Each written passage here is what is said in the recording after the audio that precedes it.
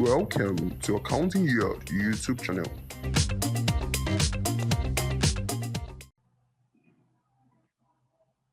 You can hear me, you can just give me feedback so I know that you can all hear me. I can hear you. Yeah, Yeah, good. hello. I can hear you. You can hear me, good. That's good. I guess my name is not, or my face, or my name is not a very popular face you're familiar with on Accounting Yard.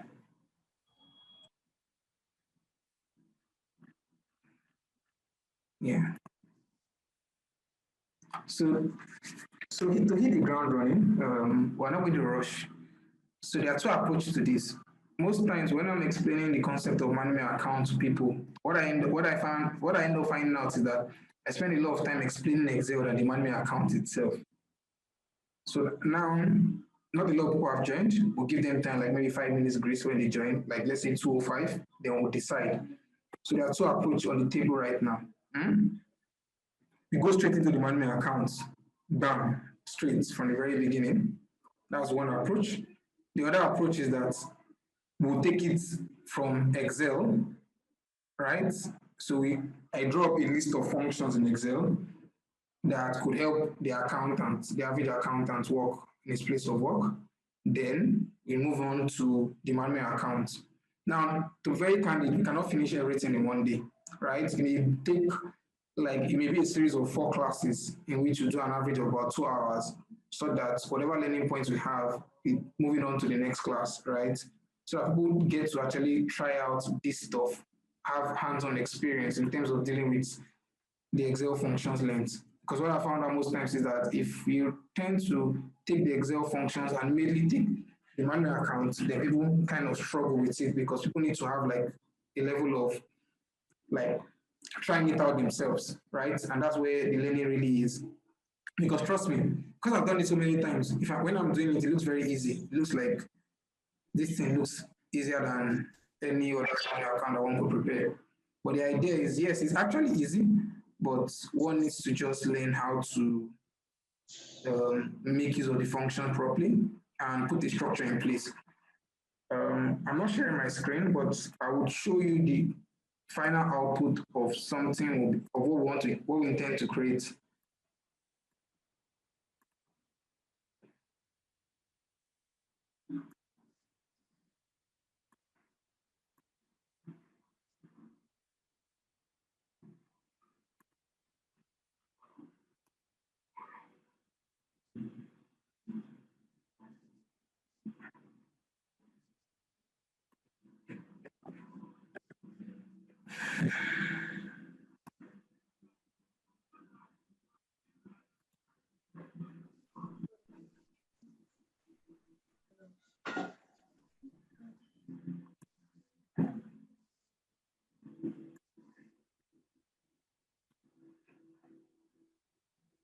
So I'm going to share my screen, right? Right now, based on count, there are 14 of us, right? Which is a good number to start with. I don't know how many of you have by your laptop or by a computer where you can try out what we're about to do at the same time as we are doing it, rather than just me doing it and everybody observing. Because as much as possible, I would like a situation whereby people share their screens and I'm also able to help them resolve the challenges they're having at the point of preparing the management account. But we can follow the approach of me just doing it and everybody observes, right? But the other approach also an approach whereby people tend to they participate more in the class and there's a real-time learning, right? Though obviously the recording of this particular class will be available after the training, but this is also another means of handling it. So this is the typical management account we're going to deal with, right? We have the cover page where that shows the notes to the various accounts, right? That's the primary 3 statements, the notes, a loan schedule, and a fixed asset movement schedule, right? This is a summary of what it looks like, where you have the current period, the comparative period, and a variance analysis, right? It now also has a sheet that shows the components of your statement of financial position, PP, intangible, inventory, trade and other receivable, cash and bank, trade and other payable, income tax, borrowing short term, foreign liability, borrowing, net assets, share capital, retained earnings, equity, right? Then it also has the cash flow, which flows all the way down here. Then it shows the notes, the breakdown of the notes, the components of the notes, operating expense, what makes up depreciation and PPE, amortization and intangible, interest expense, income tax, movement schedule, right? Inventory, trade and other receivable, cash and bank, right? Yeah, so that's basically this is just me like taking you through what the content looks like, and that's what we hope to achieve at the end of the class. So this is now the time in which I would expect feedback from people. Should we take the approach of we take our time and learn the principle around most of the functions we use during this class? That means we take like 2 hours and just focus on the functions we will make use of in the course of this particular training, right? So that next week Sunday, or we can agree, maybe we'll do 2 hours on Saturday and 2 hours on Sunday, and we do maybe the primary statement or the mapping of the trial balance, right? Then Sunday, you now do all the 3 statements. So can I get feedback from people so that I would know which approach you think is correct? Or you think you're Excel ready and we can go straight, bam, we just go straight.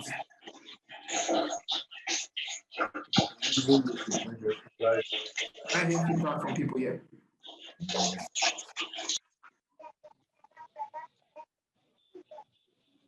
Yeah? Any feedback? So you can simply, if you don't want to talk, you can just simply raise your hands and we'll know, oh, these are the people that want to go the approach of Excel.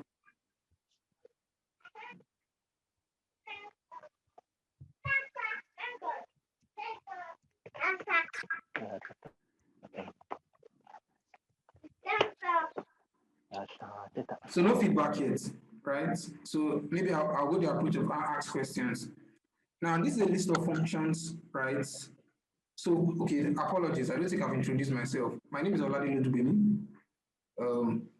The easiest way you can recognize me is that most times my voice is the voice you hear on the YouTube channel. That's where you hear my voice most of the time. I don't know how many of you know me, but I like Excel. I play with Excel a lot. I build financial models. I'm a reporting accountant in my current role where I'm an employee. Okay, I think people are sending chats in the group. So let's see.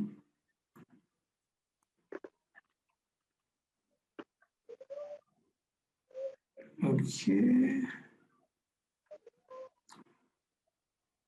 Take the first approach. I agree, take the first approach. Please mute everyone. Good afternoon, I'm just joining. I hope I've not missed anything. No, you've not missed anything. Okay, so the first approach. First approach is I take use Excel, right?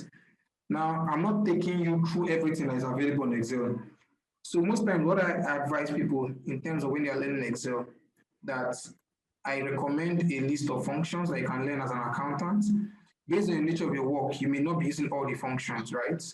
But trust me, if you have knowledge of these functions that are listed here, trust me, are good enough, right? And also, these are a list of platforms you can actually learn Excel from. My favorite platform is Layla.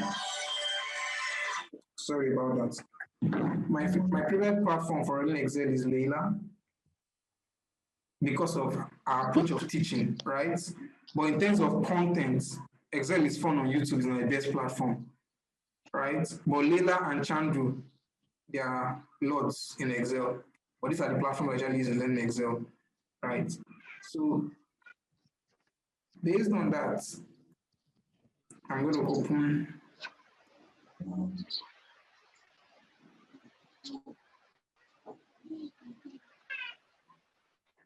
Yeah. Okay.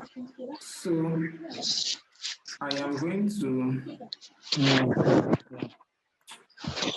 So this was the Excel file I created for the purpose of learning some certain key functions in Excel. Let me Funny, I didn't delete it. So let me just delete the content and we can replicate exactly the same thing again. Okay. Let me see.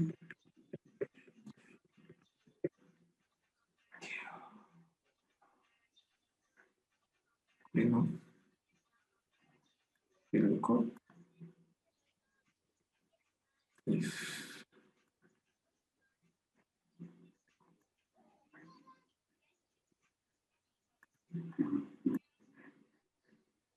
okay, yeah. So basically, most times Excel has a lot of functions, right? And depending on what you are doing with Excel, you may get to use some of the functions a lot. Most times I tell people like the first function that I will tell you about if you want to learn it when you're starting Excel is referencing.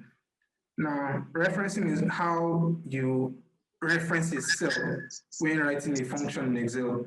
So for example, at times when dealing with functions in Excel, you want to multiply, let's give a typical example. You have vendors in USD, right?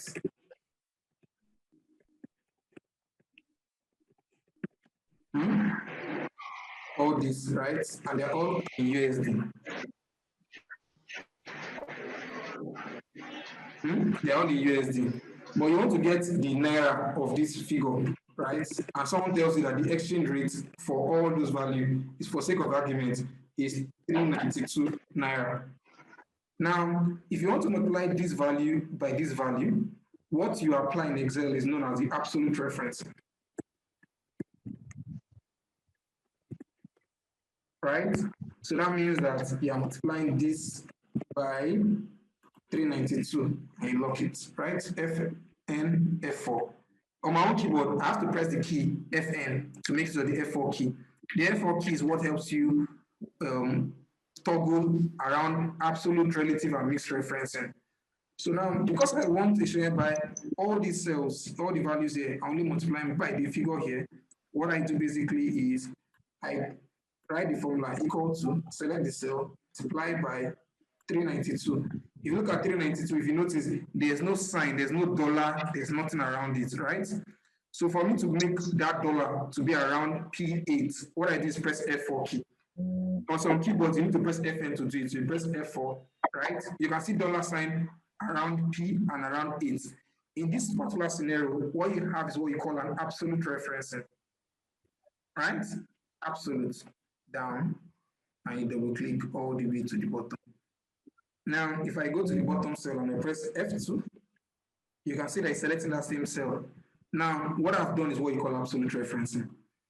Now, imagine if I want to add this cell and this cell together, all I need to do is equal to this cell plus this cell, right? And I can scroll down to the bottom.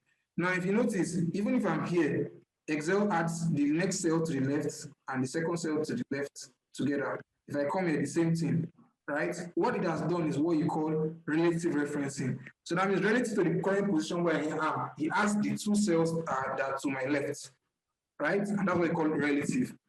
Now, mixed is a situation whereby the dollar sign is either along the row or along the column or along the row. What do I mean?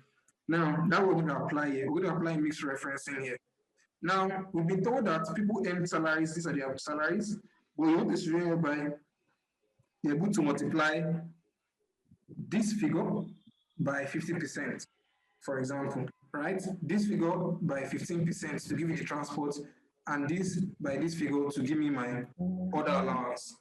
Now, the implication is that even when I'm here, I still want to be able to multiply by this, but the cell I'll choose is here. What you need to apply is relative referencing, right? Now, you want Excel to stay fixed along this column, right? But when you go down, it should move along the column, but stay fixed along the row. So that means whenever I'm in this place like this, for example, it stays fixed on 50. If I move here, it moves to 25%. Do you get it? Also, when I'm here, it stays fixed here. If I move to the right, it's still on 4317. If I move here, it's still 4317. But if I'm here, you want to be 5174. So how do I apply this in Excel? Wow.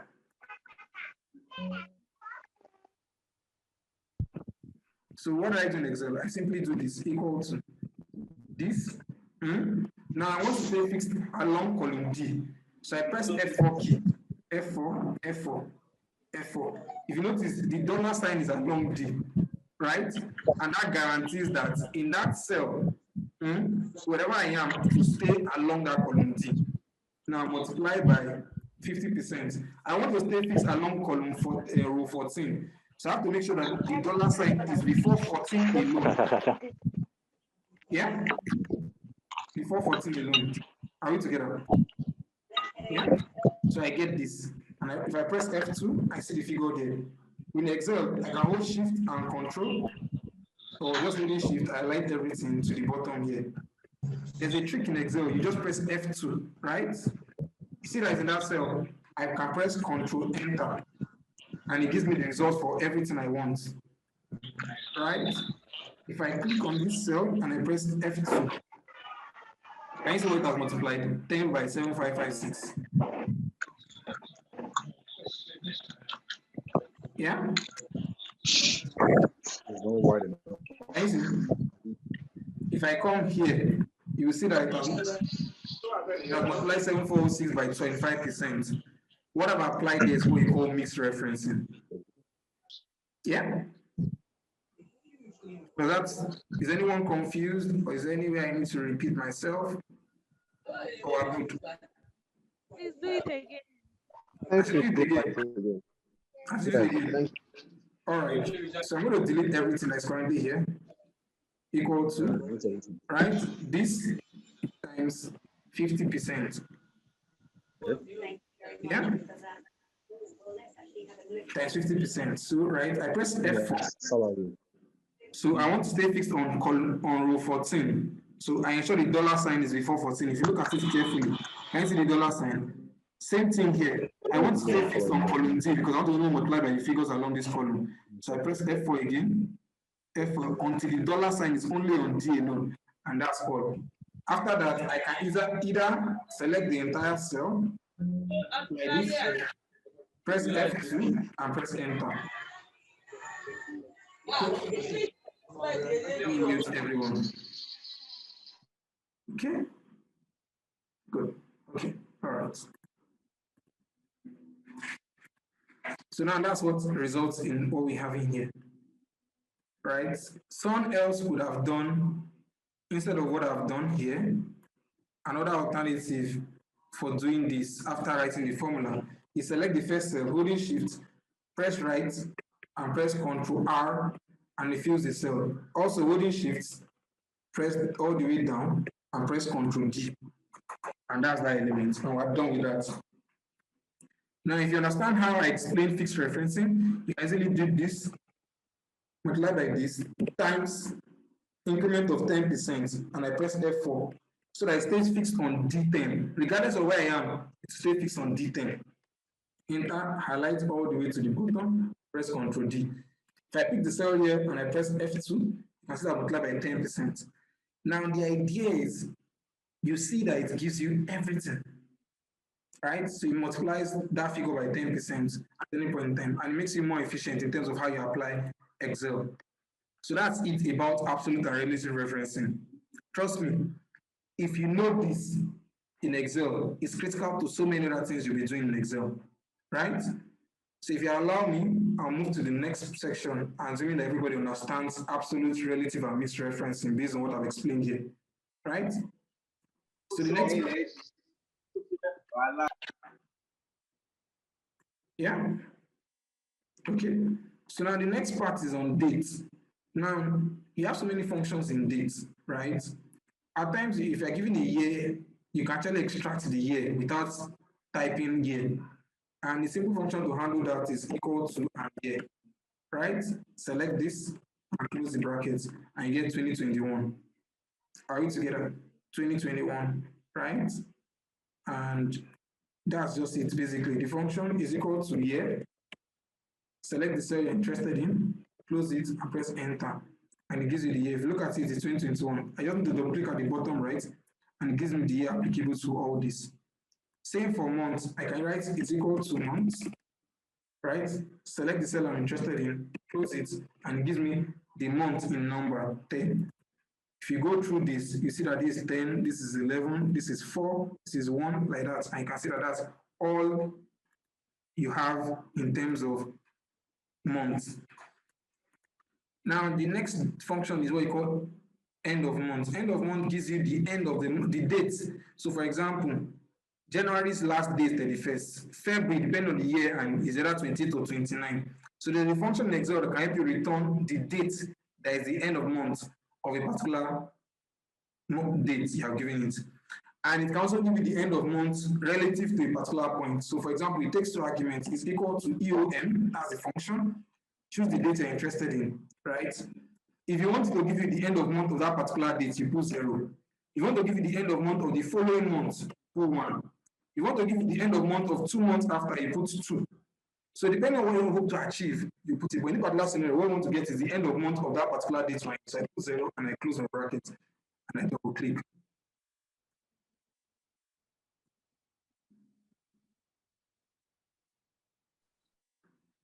Yeah? And I get the dates. Now, there's a function called dated if.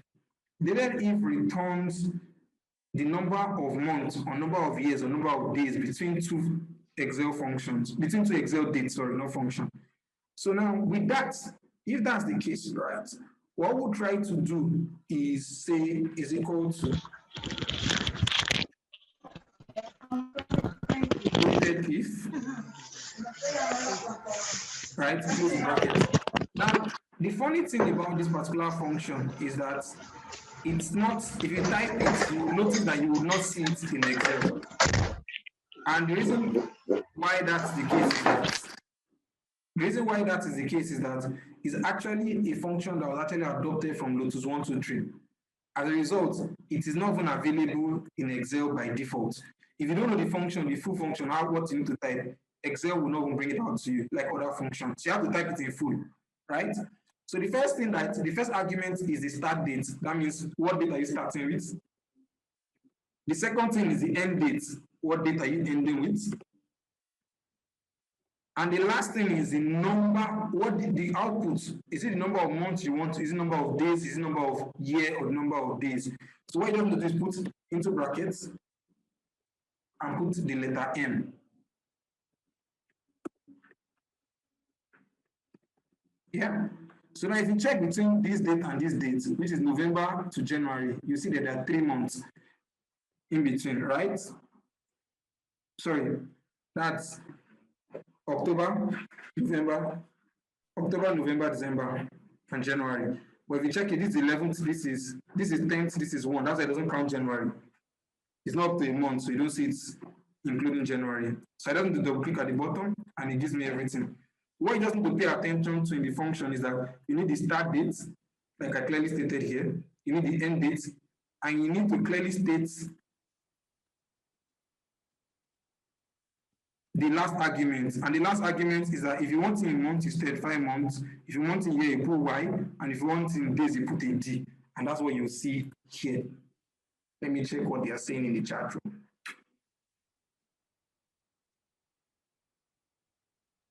Okay, I guess I did a recap.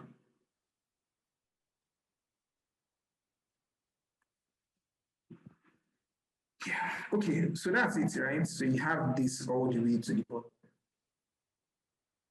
Now, yeah? End of month.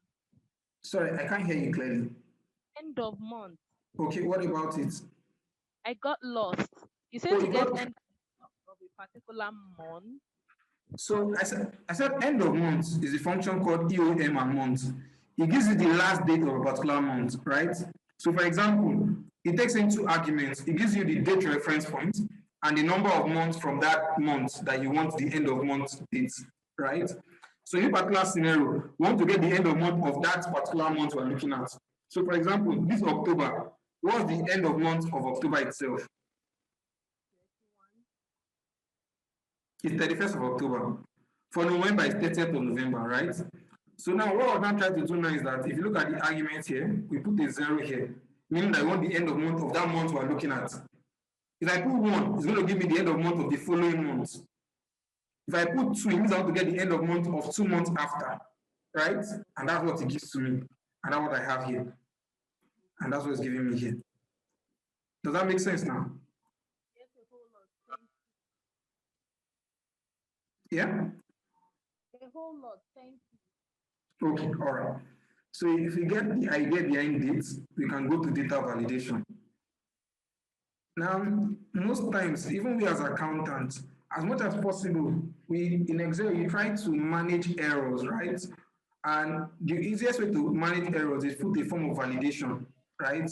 So if you give people opportunity to type in the dates of every month, you'll see them put, maybe someone can write January 1, 2019, right? Excel may not be able to identify it. So in a way to restrict how people enter dates, since we know that in a whole year, you have only 12 months, January to December. And for example, you have to create dates from a particular period to another period, right? You can just give users the opportunity of selecting data they want. So how do I do that? Now, use a function in Excel known as data validation. Now, how do we start that? So the first thing we'll start with, Ronke Joe. So the first thing you start with is in year. You go to data, right? And you click here and click data validation. And click select here and click a list. Click source, right? After clicking on source, you can now, is here we're interested in, so you select all the way down to the bottom and press OK. Yeah, and press OK. Based on that,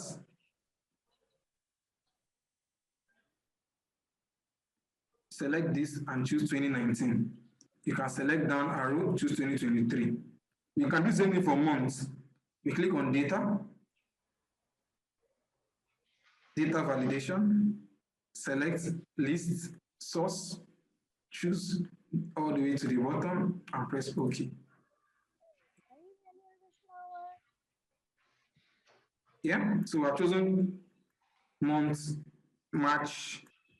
For example, want to choose October, I choose October, and that's how we do that. Now, date. There's a function in Excel called date. Date, all it needs the year, the month, and the day. Right? It needs the year, the month, and the day. And to do that, we basically just put equal to date.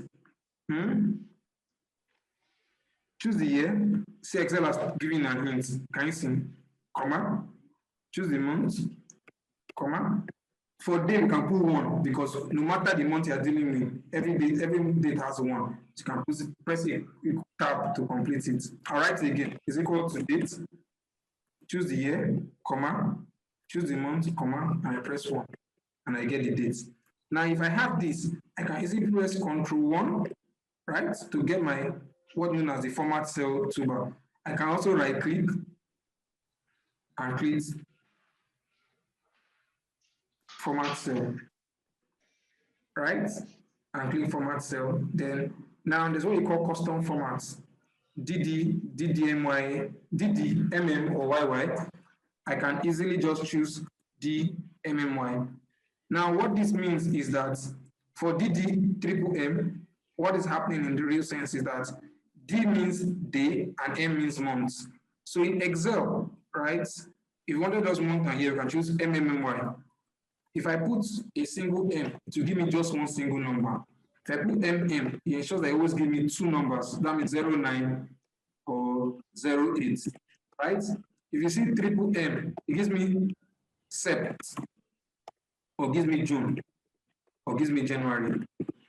But if you see 4M, 1, 2, 3, 4, it gives me September in full, or January in full, or June in full. It gives me in full. That's why you see it in Excel. You see it in full. Yeah? That's what you get. You see it in full. And based on that, you can now get this. Now, the idea behind this most times is that at times you want to create a very descriptive text, right? In maybe you're writing something in Excel, you're writing, maybe you want the dates to be dynamic so that at every point in time, you get to see it appear at the top, right? Or in a spreadsheet. For those who have seen the prepayment schedule before, the go to the check.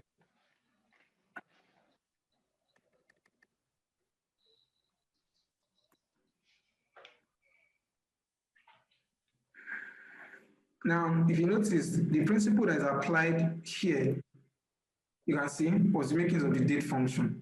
Speaking these two figures here, then at the top, at the top here, the function here is makings of date as a function and text function. But we'll get to that. Let's leave that for now, but we'll get to that portion. I'm just showing you how people apply it. Now, I wouldn't do anything relating to, text. Basically what we're going to apply here. Now, there's a function called text in Excel in which you give it the data you are dealing with, and you also give it the data relating to the dates you want to apply. Now, one thing that you should know in Excel is that the date, 1st of January 1900, right? If I convert it to number, you see it as 1. Because in a real sense, Excel starts counting dates from 1st of January 1900, and it sees as the first date. So for example, I want to get to this date, I can easily press Control and semicolon to get to this date, and you see there. I do this date minus this date. They come back to the date.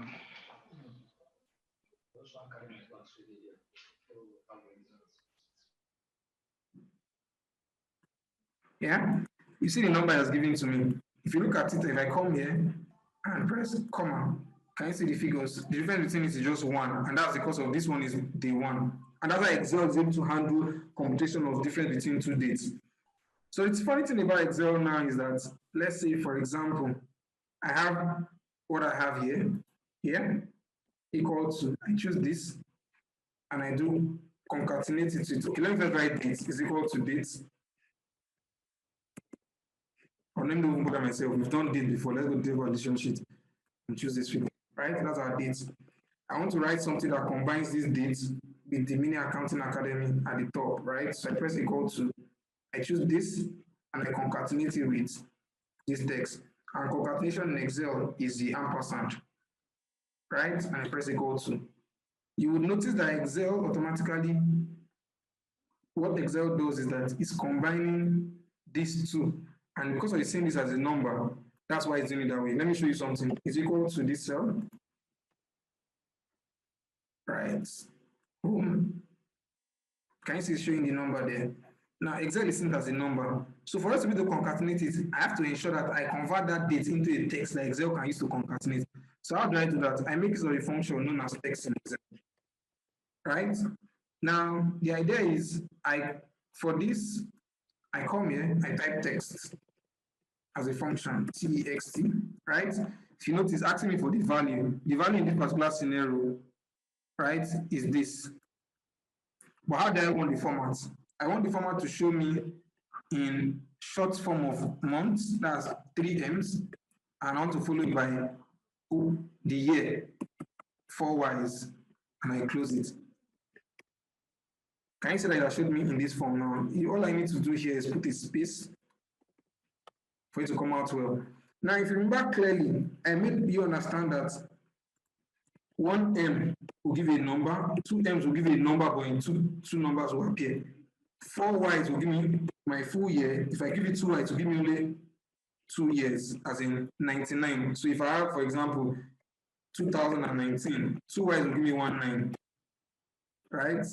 If I have triple M will give me, instead of, will give me opt. But if I have 4 M's, what it will give me is full October, right? Meaning that if I come to the top here, I can click on this cell and put M.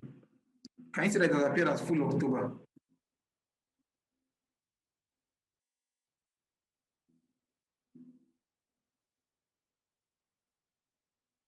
Yeah? So that's it, right, as regards to it, and also it handles this particular point. Now, the next part we'll go to is handling SUMIFS, right? Now, SUMIFS is a function that helps you do aggregation of cells together or values together. So let's say, for example, this is a trial balance, and I want to get everything that's been characterized as PPA, I want them added together. I want everything that is cash added together. I want everything that is inventory all together. Now, on a normal day, there are two approaches I can do this with, right? I can use SUMIFS or use pivots, but let's ignore pivot. Let's just do SUMIFS. Let me show you a typical example. Let's filter. Right, and I filter, let's say by property, plant, and equipment. If I add all the figures here together, the figure is 423,937 at the bottom. If you can see clearly at the bottom here. So all I need to do is put equal to SUMIFS, right? I need to specify where I'm adding together all the figures together. So I select the extreme right. Yeah, that's where the figures I'm adding to, that's where they're located. The next thing is the criteria. Criteria range is where the condition I'm using to check what I want to add together. So what I want to add together is all the property, plant, and equipment together. What I want to do is cash, I want to add all cash together. So the place that helps me test that condition is my column C, and it shows me everything there. I select it just like this now. Now the next part I need to do is select the criteria itself. The criteria itself is this, and I can close the bracket. Now with this, Excel is able to help me add all things that are property, plant, and it helps me add all of them together. Quick example to test this file answer we go to now. You see, look at all these cells. If you look at it, it's 423. What do you have here? 423. If I double click at the bottom, right? See cash. Cash is what?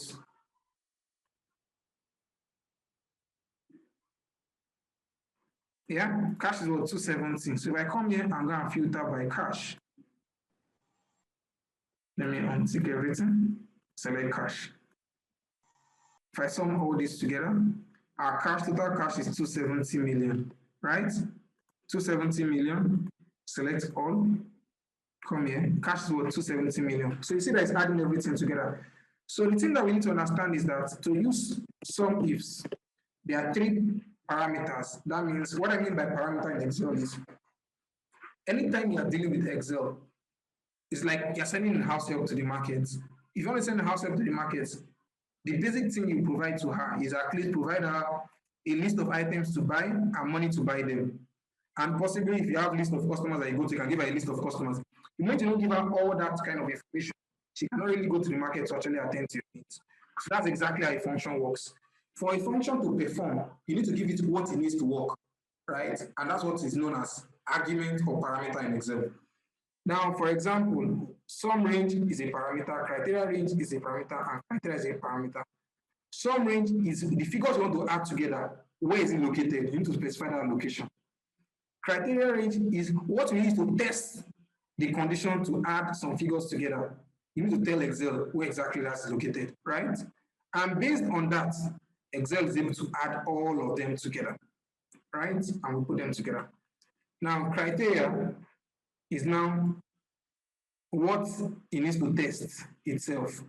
And that situation here was property, plant, equipment, cash, inventory, revenue, and cost of sales. Now, to a large extent, right, I want to get feedback if we all understand what I've explained in terms of SUMIFS, referencing dates, data validation, and text. Any questions?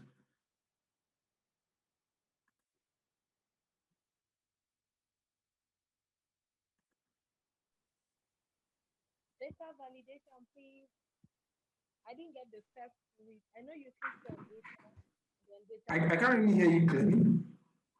Please, data validation. Okay, when did you join the class? Sir? Like, at what point did you join? When? I was there since the beginning. Okay, all right, no problem. Data validation, we'll do data validation. Please, please, hello. Yep. Hello. Yes. Okay, please. I requested you recap the other time, but you didn't attend to my request. Which one? When did you say I should recap? I felt I had done it, so that's why I didn't go back. No, I said you should recap on absolute and relative reference that time. Yeah, I actually did that 3 times. Okay, so someone said I should recap on relative referencing, right? Okay, so I'm saying that in Excel, most times if you want to be very efficient in Excel, right, you try as much as possible to apply what we know as three types of referencing: absolute, mixed, and relative referencing. Now, relative, we are very familiar with. So that means you have two values, for example, here, you want to add them. You want to move down here to only add this cell and this cell. That's relative. Now, absolute is saying, for example, they say, oh, employees have salaries, these are their salaries, and you want to increase their salary by 10%, right? You want to increase by 10%. All you need to do now is that you need to apply what's absolute referencing because everybody is 10%. So you are here, F2, right? You select on the cell you want to do absolute referencing for. You press F4 so that the dollar sign can appear before D and before 10. That way, regardless of the cell where you are, even if you come here, it will still be fixed on this cell. But meanwhile, this one is moving. What's applying now? For this, is applying relative referencing. For this, applying absolute referencing. So he applies it all the way, right? Mixed referencing is a situation whereby you put the dollar sign either before the row or before the column. What do I mean? Let's pick this cell, for example. If you look here, can you see the dollar sign is before D alone? Now, what I've done is that it's mixed. For D, it is fixed. But for the row, right, whether it's 14, 15, 16, or whatever, it is relative. And that is mixed referencing. For F14, for example, the dollar sign is on 14, meaning that it's fixed on 14. However, in terms of the column, it's changing from F, if you move here to turn to G, to H, to I. Does that answer your question, John? Yeah, I'm clear. Thank you. Yeah, clear. Okay. Now, the next question was on data validation. Now, so try to understand that this class is not a full Excel class, right? So as much as possible, it's not like we'll cover everything. We're just only covering enough to help us do the management account, right? So that at the end of the day, when we're doing the management account, we're not focused on the Excel part anymore. We're not looking at more of how Excel can be applied in accounting, right? So most times, data validation helps you control what the end user is imputing in data. So you don't want to rely on entering data in a format I don't want, right? So in order to control that, for example, I want to create a drop-down list where a user can select year, right? So all I need to do is go to data, click here, in my own cell is here, data validation, can you see? Data validation, click on it. The option I need to do, allow, is a list. So meaning that the data that are available is only for lists. I click on my source. My source is the data, the source where I'm getting my data from, which is this. I select all this, right? And I click OK. With this, if I click on this, I can select whatever data I want. Clear. It's clear, right? Okay, hold on.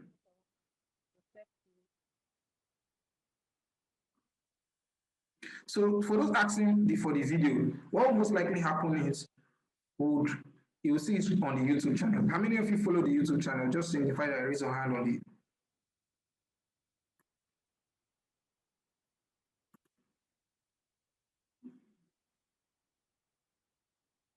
So if you follow the YouTube channel, you get it. So I will most likely not send it personally to anybody. I'll just upload it on the YouTube channel and you can pick it up from there. What's the name? Yeah. So I was saying that the data will be available on the YouTube channel.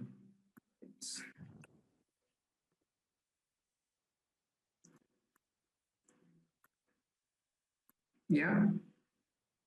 So for those that are familiar with the YouTube channel, this is the YouTube channel. What's the name? And I'll just copy it.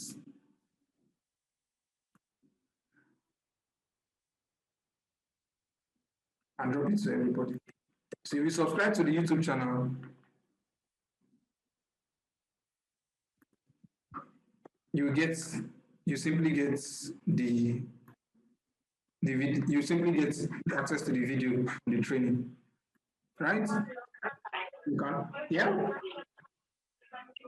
Oh, keep my line. Yeah. Okay, so let's mute everybody. Oh yeah? So we have that. So the same thing. So let me see if there are any more questions.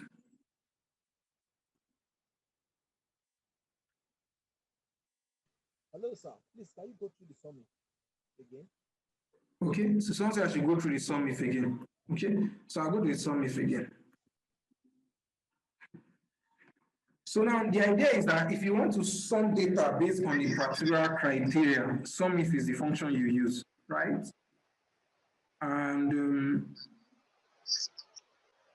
I'm trying to see.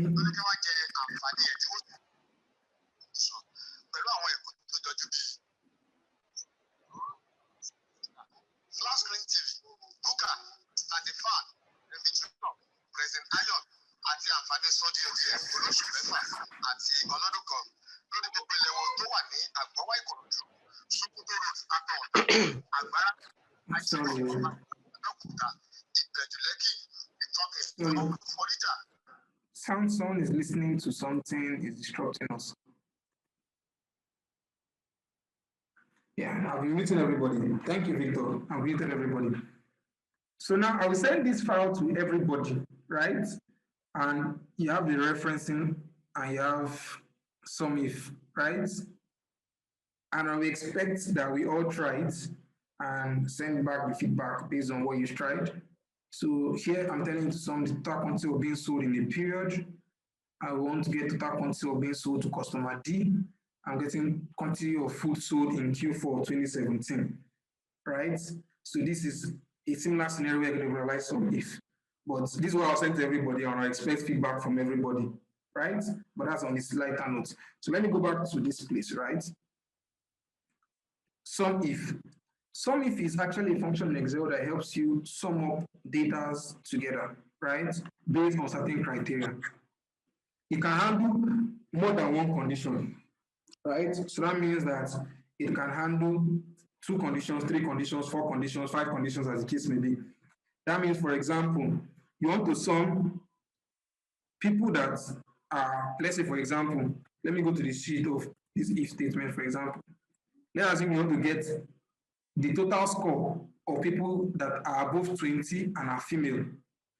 Or you want to get the total scores of people that are below 25 and are male, right? That means that's 2 conditions.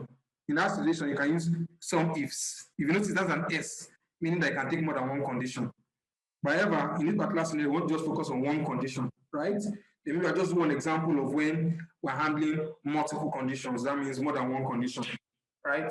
So I'll redo the one of SUMIFS again. Let's see how well we're able to pick it. Because trust me, is one of the major conditions for us to solve the problem we're about to solve next.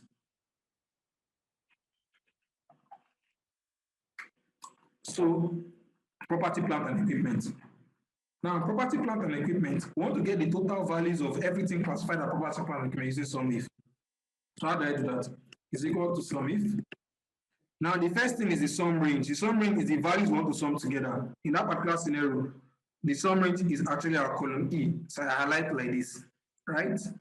Now, someone else could actually have highlighted like this, and pressing Ctrl Shift and plus and your down arrow key and select all the cells, and that's all, right? But however, if tomorrow I add more values at the bottom, this my SUMIFS function will not carry it. So to ensure that as I add values as it goes down, I'm not bothered. I need to go and update the function. I can easily just highlight my column E like this, comma. Now the criteria range is where I test the criteria. So anything that meets that condition is like I am walking down the street, right? And they say, Dele, count the number of blue cars along our close. So as I'm going, if I see a blue car, I'll say blue car 1, I'll keep it. Blue car 2, I add it. Blue car 3, I add it. I keep counting all of them until I get to the end of the close. Now that what happens here. I say the criteria is property and equipment, and I need to count all the property and equipment in this particular trial balance, right? So I select it. I select my criteria. So what Excel will do is that as it scrolls down, it starts adding all the figures that meet the condition of property and equipment and start adding them together until it gets to the end. When it gets to the end, it now adds all of them together and produces the result. And you can answer it here, right? And if I double click at the bottom right here, it gives me all the answer. Now, what I'm saying in essence now is that if I come here and filter by property, plant, and equipment, take note of the answer is what? 423937. And I click on property and equipment, equal to, highlight all the cells here. You see that the bottom right is 423937. If you cannot see it, let me just quickly do what's equal to. Yeah. If you look at it, it's 4237. Can you see 4237? If I filter the same way, if I apply to all of them here, the same result will apply across board, right? That way, I've been able to sum all the figures that meet that condition. So that's what SUMIFS does. Any question?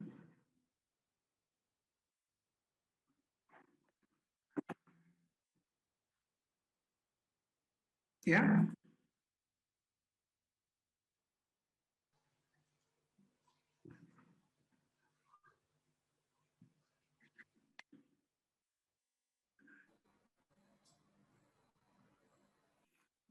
Any question?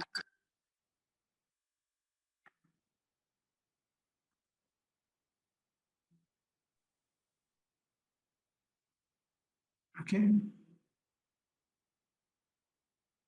Okay, fine. So in the absence of no question, right, I will now move to the scenario where I will save this. Let me just write this.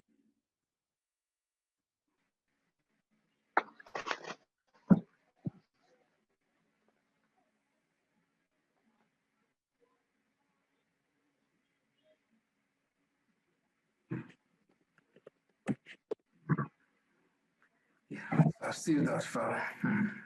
Can see question.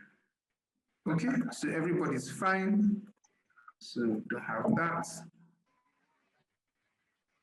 Sorry.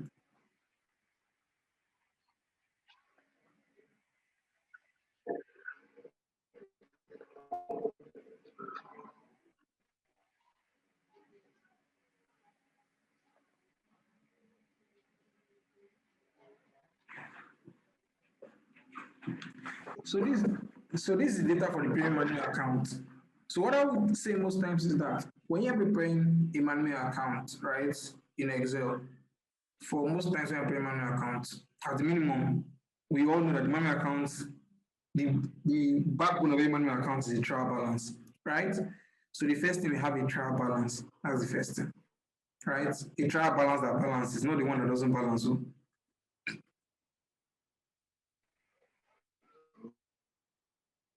okay, someone's asking if I'm going to talk about VLOOKUP true later. Do you want to talk about it? Because I'm not going to use it in the manual account. That's why I didn't want to bother myself about talking about it. But I can talk about it if you're interested in me talking about VLOOKUP with true.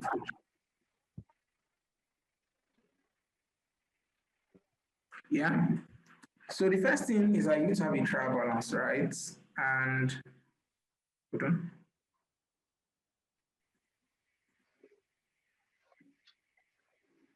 Okay. So the first thing we need to understand is that we'll be using a trial balance, right? And one key thing in preparing the manual account is actually the mapping of this trial balance. Now, the first thing is, for anybody that wants to play a manual account, you need to have a good understanding of where each line is mapped to in the financial statement. Yeah? You need to know where each line is mapped to in the financial statement. So the first thing you ask yourself is that a typical financial statement, what are the components that make up a typical financial statement? The first is that we ask ourselves is, let me create a new workbook, right? We have income statement, we have statement of financial position, cash flow, right? You have your notes that will support it. Now, what happens initially is that your trial balance will be linked to your notes. Your notes will now be one that will now be linked to your IS, your statement of financial position, right? Your cash flow, right? And that's how it will flow. So in preparing your manual accounts, all you need to do is look at this guy called trial balance and put it in a structure that will enable preparing your manual account very easy. So now, so it means that the major work in preparing the financial statement is what you do on this guy at the level of this trial balance. So there are two approaches. There's an approach of you don't want to worry yourself. You don't want to write long functions. You don't want to just easily classify it. In a particular scenario, we've classified already. But let me take it out. Let's do that classification ourselves. Right. Data.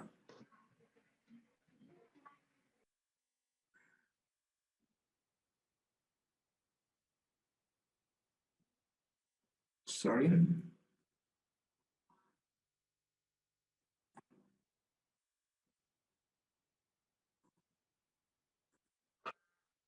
Yeah, so I just have a straight list here.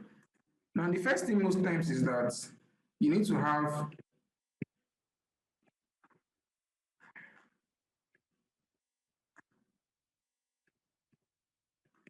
the first thing you need to do is actually do a mapping of all the lines in the financial statement or your trial balance.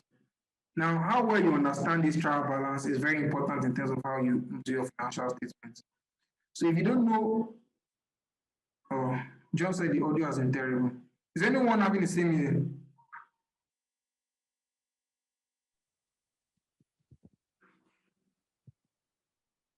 See, the salary schedule that is showing here. Mine is fine.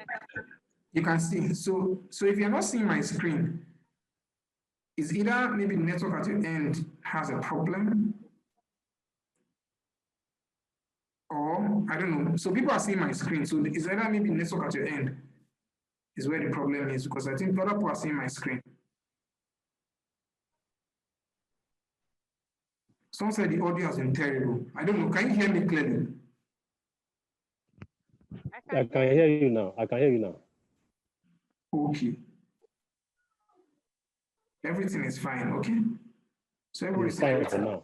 Okay, all right. So everything is fine at the moment. Okay, so if everybody can hear me right now, the first thing we need to do is that for the trial balance, we need to find a way of mapping this trial balance, right? Like I said before, how you map the trial balance is the backbone of this financial statement, right? So you need to be able to map your trial balance and show how it links to your notes, and from your notes link to your three statements, right? Okay. Someone doesn't want us to hear.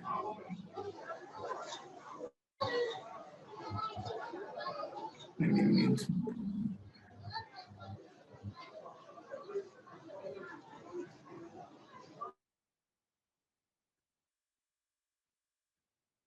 Okay, so from the trial balance to the notes to the statement of financial position, if you remember very well, when I showed you this, I showed you the income statement and all this. I mentioned the fact that if you scroll down to the bottom, right, you have the various notes, right? And it's from the notes that fits into the primary statement. That's this, right? And this, right? And this. So for us, depending when, obviously, you want to play money accounts, you want to show when you send to anybody, if they look at it, they already know what you're talking about. And the easiest way to do that is that you need to have what we call the cover page. Yeah? Then someone can also have what you call the TOC, the table of contents. Right? The next thing you have is your IS, that's the income statement.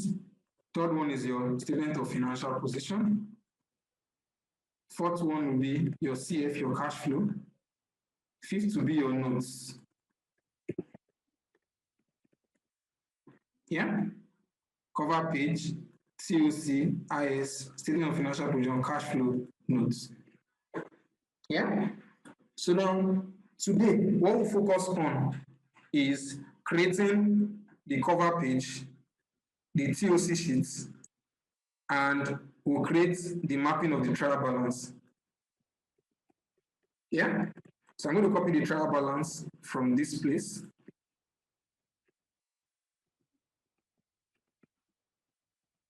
Copy all.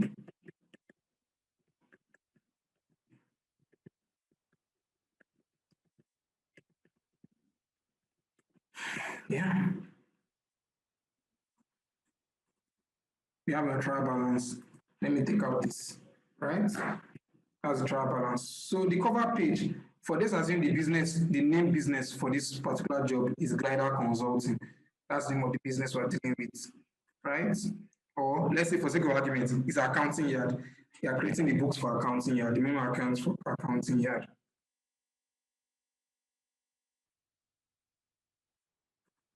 Yeah, for accounting yard. So type in the name accounting yard. That's the name of the business. So now we can easily just simply increase the font to 20.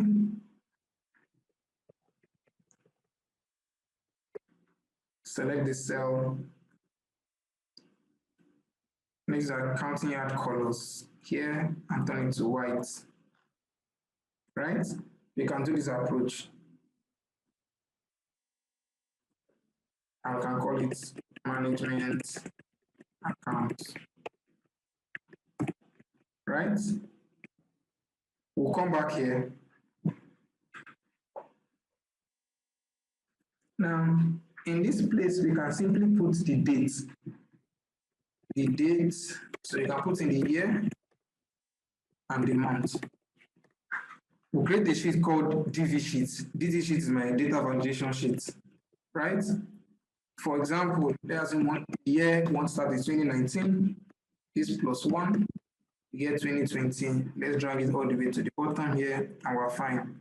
For months, we know there are only 12 months. You put 1, 2, you highlight both cells.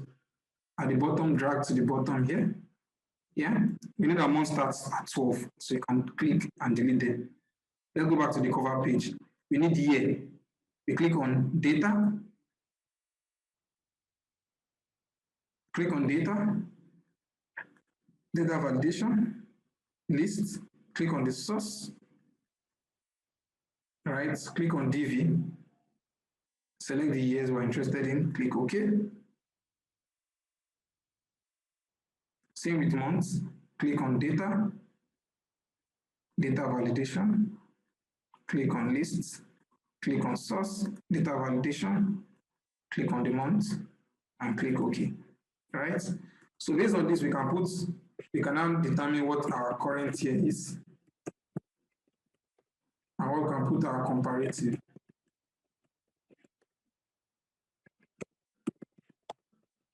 Yeah? So I can easily choose, for example, the year we're looking at is 2020, and the period we're looking at is December. You can choose December, right? If you remember clearly, we explained how this could be handled, right? We said we can enter dates. Yeah, we choose the year, comma, the month, comma, 1. And we can now go to the end here, start again, and put end of month. This is the date, return date, and the end of month is the end of month of that period. Put 0, and we close it. We know that the comparative is 12 months earlier. So for example, if we are looking at December of 2019, it means that the comparative is December of 2018. If we are looking at September of 2019, the comparative will be September of 2018. So based on that, all I need to do is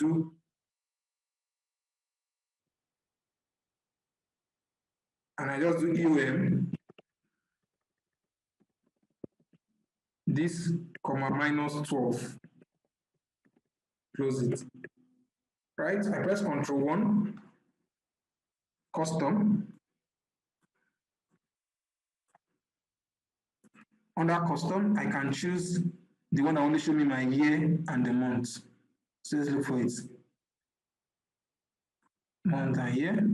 But I can change to 4 Ys just by typing it here, and I press OK. Yeah? And I have my comparative and all. I can change the color here just to make it finer. Just put it white. Yeah, I have that. So now with this, I can select this at the bottom, drag it here, zoom it to 100%. Here, I can increase the font size to, let's say, 28. Now for manual account, I can put equal to, open the brackets, come here, close the brackets. Let me select all these fonts here. Manual accounts, put it in between, calculate with the ampersand, right? If you remember very well, we said use the text function, then I can choose my dates, then choose the format it should come in. Like I said earlier, it will be 3 M's, 4 M's as the case may be. So come here, put my months, MMM, YY, and close the function, right? Like I said before, you come here and put space just to make it better. I can click on this, home, click on my format paintbrush, come here, click here. I can reduce the font size so that it doesn't steal the show of accounting yard itself. So I can reduce the font to, let's say, 16. So I have manual account December. But don't forget, because of the month is in short, I can put 4 M's. And for the Y, I can put 4 Y's so that it's in full. So you can see manual account December 2020. So for some other people, they may not want manual account, they must say manual account for the period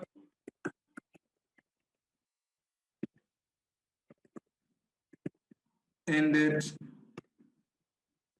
Yeah, so it's more descriptive. I don't know if it's better now. So accounting and manual account for the period ended. Now to make it final, I can easily say, oh, for example, now I can bold in this, right? I can go to my view and take out the grid lines, right? Can you say it looks, if I press Ctrl P and I come here, it looks better. I can go my page setup.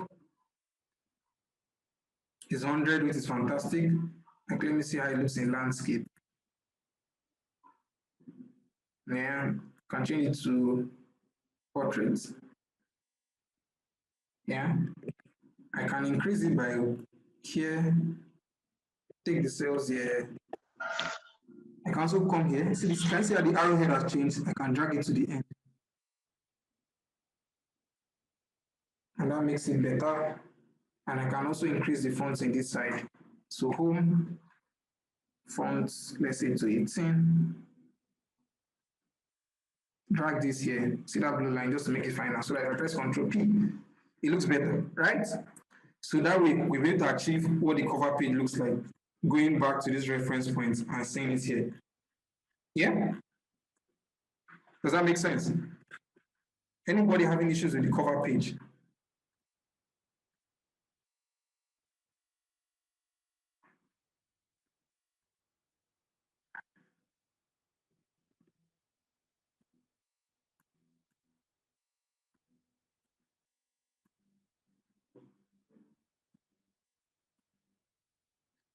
Okay, so if this makes sense for everybody in cover page, that means cover page is done. So right, so as much as possible, everybody can actually create a cover page that reflects a good manual account. When you Control P, can show something very quite descriptive.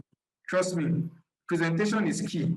So don't underestimate it in terms of how the manual account is, how the account looks, and that could help sell you. Like, and one thing is that as we progress as accountants, preparing a good manual account helps you a lot in your career, because to be a skill set that will be required of you in your next role, right? If you're not already doing that, if you're looking for another opportunity, that's. So someone said I should come again with the comparative, right? So if you remember, we had already found a way to do our dates, which was a date function, right? We use a combination of end of month and dates. You remember very well, the date function will helps you create dates, right? The end of month function gives you the end of the month for our particular text, right? So now what we applied there. Now, date function is equal to dates. I chose the year, comma, choose the month, comma, and I put 1. Close it, right? That's 1st of December 2020. But I wanted to show me the end of the last date of that month. So I now put EO, end of month. I chose the dates, comma, 0, and close the brackets. If I try and format this space again, format this, see the given 31st. But rather than do it one by one, in this place I combined it. Alfred Ackman, I'm very sorry. It was sorry I just joining.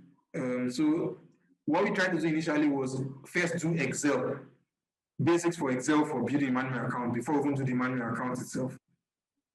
So it may be difficult for us to get you up to date in terms of what we're doing. However, we'll still be making references and and making it easy. But what we tried to do first was that we tried to bring in a small class talking about Excel itself, how you can apply Excel first. Not a full-blown Excel class, but just enough Excel to help us. Yeah? So someone has said check the YouTube channel after the class. So that's a suggestion everybody has made about it, that you should check the YouTube channel after the class. So so that we don't waste time, let's go next. So we created a date function and use the date function to create the date we're interested in, right? And this here, with end of month, we're going to create the last date of the month for that particular function. Now we talk about end of month. End of month also, like I told you, you get the end of month of some dates behind. So to get the end of month of the comparative, it's 12 months earlier. So if I come here, for example, and I change it to September, see that this changes. September, we have our comparative here. So we need to type it. The idea behind this is that any place we need the date, we don't need to be writing the date function again. We'll just be referencing here. Now, the next thing we'll now do is that we use what we call name range in Excel here. If you notice, that place is cell called B2. But I want to give B2 a name. Anytime we need it, it should just bring it for us. So let me don't call it comparative here. Let me call it comparative period. And let me call this comparative period too. Yeah? So I will name this cell, I'll call it current period, CR, then period. Right? Notice when I wrote it, I didn't write space in between. Anywhere I need that date, if I write current period, it will come out. Yoruba will say, So the same thing in comparative period. If I choose this cell, right, I will give it a name. Instead of B13, I'll give it comp period. Right? Anytime I need comparative period, all I need to do is type comp period. So let me give a typical example. In this place, you see what we wrote? I will change B12. Remove and I'll put CR. Can you see that's come out? Can you see this place current period? I press tab to bring it in, and I press enter, and I've done it. If I go anywhere on this Excel sheet, if I need comparative or current period, all I need to do is go to that place and put comparative period or current period. Now, I can come to my table of content sheets, select the cell here, put equal to, cover page here, select, and bring it down. Control D to bring it down, right? Cover page again. I select these two cells, select the top, format, go to my table of content sheets, and I select it, and I'm done with that part. Let's see, questions. Yeah, I get that part, and I'm done with this part. Now, the next part now is that, for every typical financial statement or any manual account, right, you want it ease of navigating across the whole workbook, right? You want to make it easy for the person. So, for example, now, if I want to make it easy for people, I put all the various sections within this financial statement. So, I have my income statement.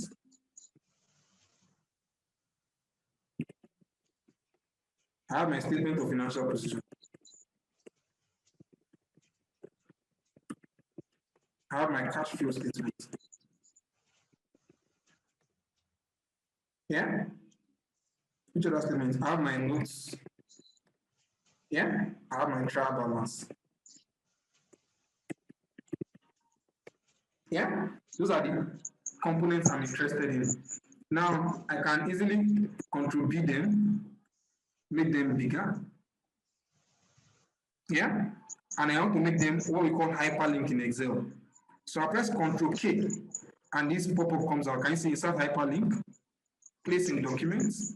I choose IS. I press OK. Same with statement of financial. I press Ctrl K again. Choose statement of financial position, and I press OK. Cash flow. Press Ctrl K. Choose CF and press OK. Notes. Ctrl K. Click on notes. Click OK. Trial balance. Ctrl K. Click on trial balance, and I press OK. That way, if I click on any of these links, it takes me to that, I'm in IS sheets, cover page, TOC sheets.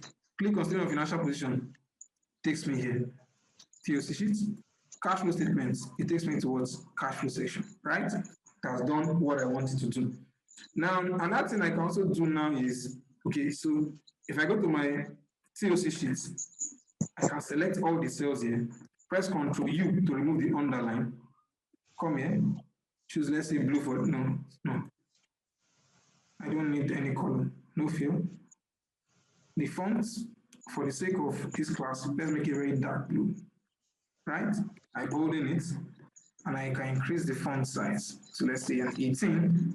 Now, with this, I can just simply click on this, and I go to where I want it to. So I have my table of contents. Yeah? Okay, there are a lot of questions. Let's see. Okay, table of contents. Yeah? So that's my table of contents. So I have this. Similar to what we did to our cover page, right? I can easily say, for the sake of this class, I go to my view, remove grid lines, boom. I can click on the bottom right. Can you see this bottom? Gives me what I want. Select this to the right, zoom it into 100%, drag this down. Let me Control P. Yeah? Can you see what it looks like? I can increase it, take this to the end. Yeah, TOC sheets. Can cut it, maybe place it more in the center, and we're fine. So this shows me how I want it and the references to the table. So with this now, if I press Ctrl P, it gives me a fantastic look, right? So if I combine my cover page and my TOC together and I press Ctrl P, right? Yeah, it gives me something good. So at all, nothing bad. At least with this, if they say, why are you with the manual accounts? Sir, you just joined in the new company and you're new. Just show the person. You're already giving the person value that, oh, you know what you're doing. You don't just create anything. Right? So how did I cut it? I just highlighted the cells, press Ctrl X, and selected where I want it to go to, and I pasted it. That's all I did. So doing that as maybe. Now, the next part, which we'll focus on, and we want everybody to get that part before we now do the full-fledged part. All right? Is the mapping of the trial balance. Now, I want this part to be quite interactive because it's very important for everybody to understand this portion, right? So the first question I'll ask you is that, first, like I explained in the very beginning, I said the mapping of the trial balance forms the bedrock of this preparation of this account, and every other thing is linked to it. Fola, you're raising your hand. Do you have a question?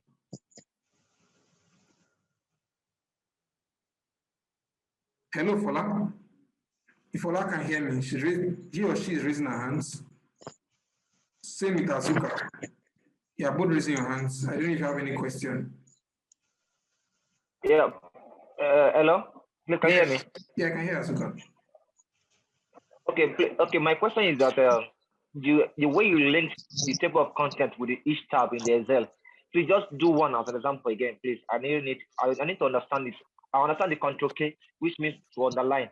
But how do you link it with each tab? Do you press create each tab for it before you start linking it? Okay, so now Thank you. I'm going to do one. So what I did was that, let's say, for example, I want to link it to income statement, for example. Don't forget I've created a sheet called IS, where my income statements will be, right? Control K is what will help me create the hyperlink. Control K, that's the hyperlink. It's not underlined, it's hyperlink. See, insert hyperlink. If I don't press Control K, I can actually right click on the cell, and you see insert hyperlink. Where is it?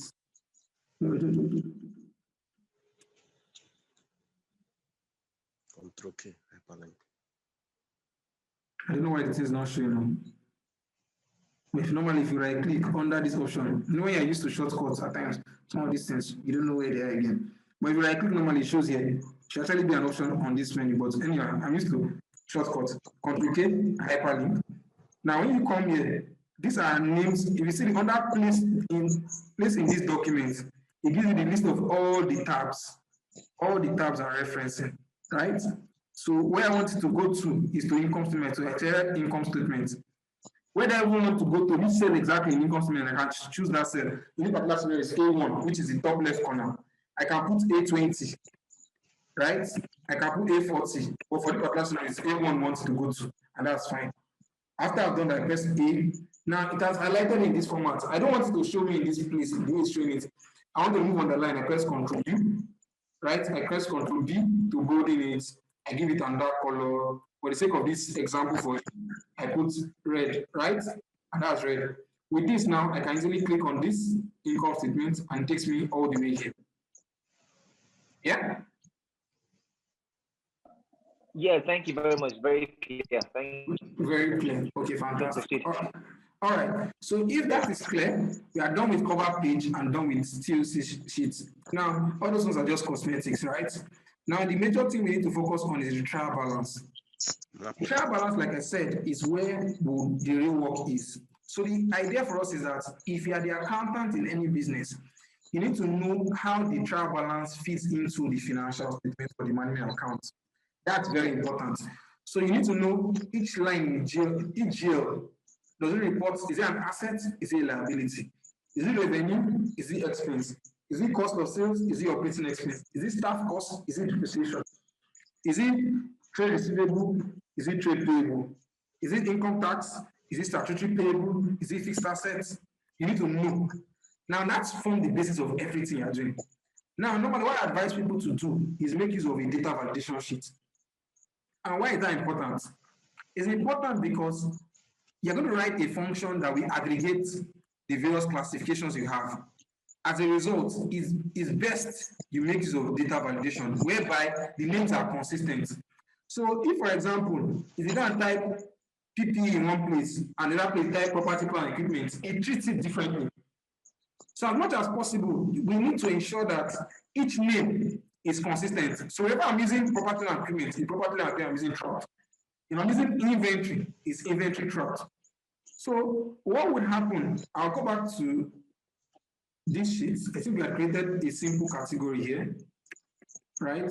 Created a simple category, which I'll put in my DV sheet and I'll put here, right? I put it simple. These are classifications, right?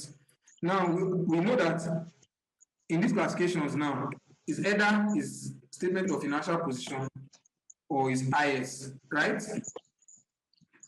When I say IS, I mean income statement. So for example, everything all the way to equity is your statement of financial position.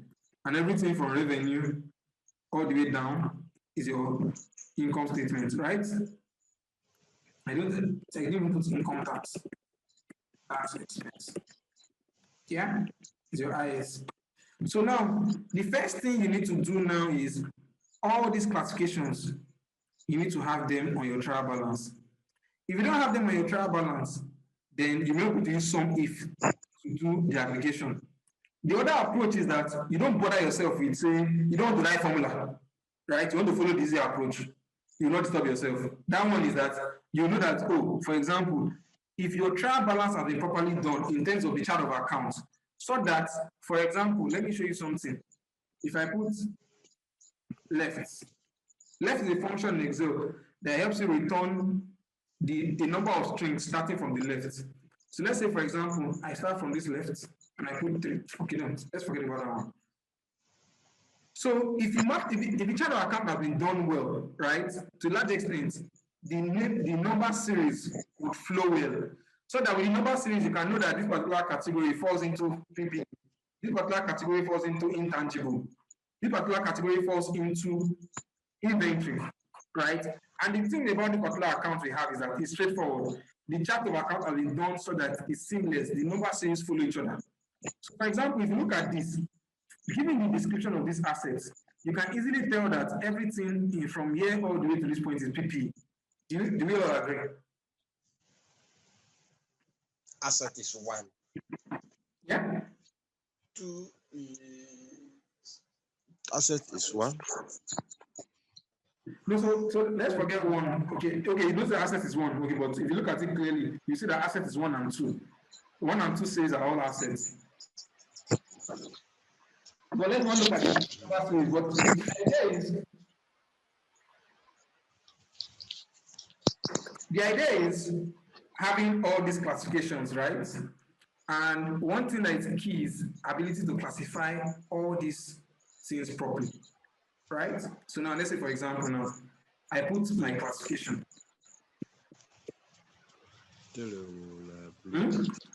I will try to ensure that this particular class falls into PPE.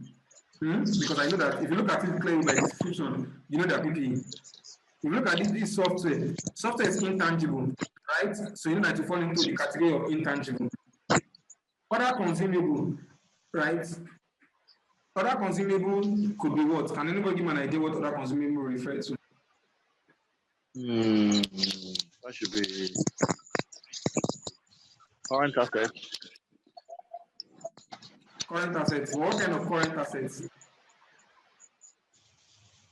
Could be inventory. Inventory.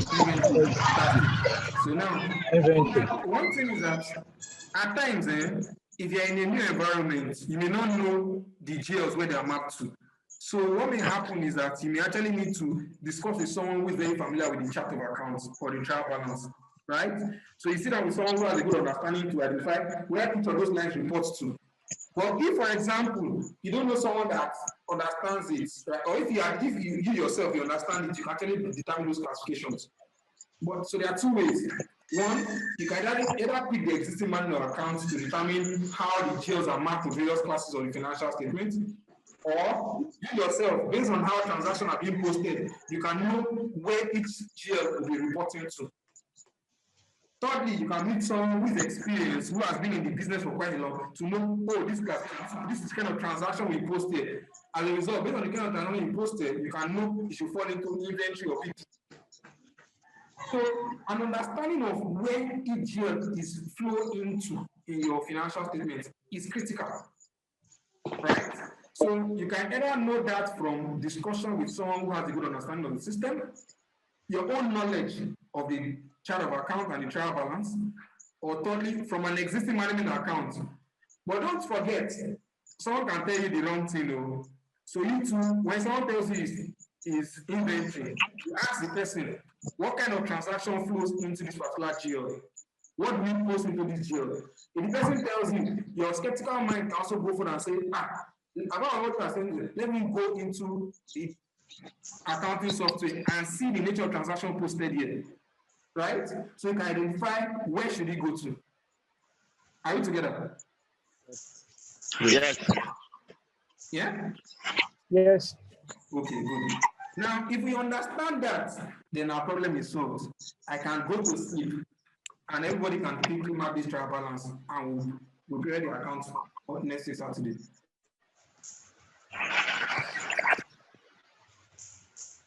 Yeah?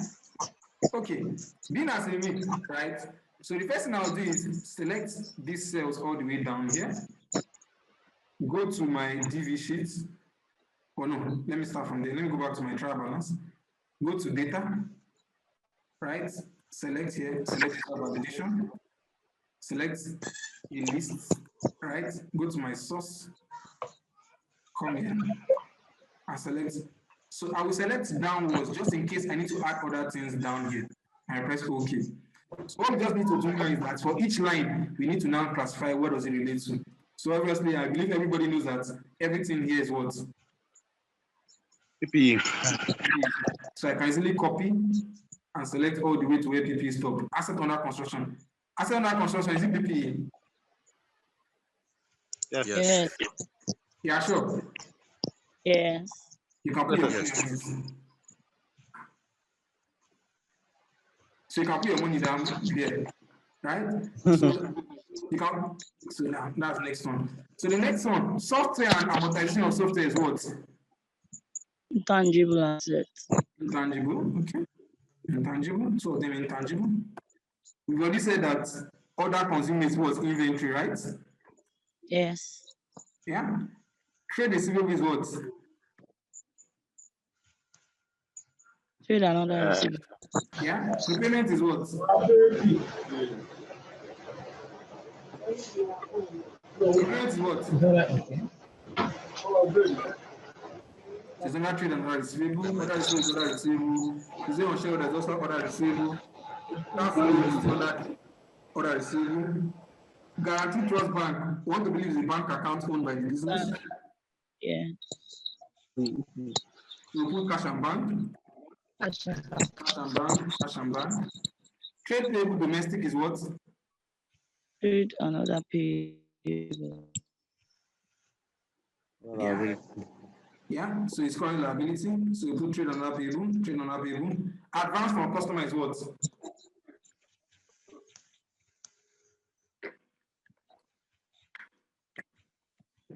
See the same trade and other payable.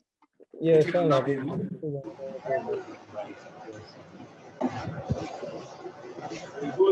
Income tax payable is what?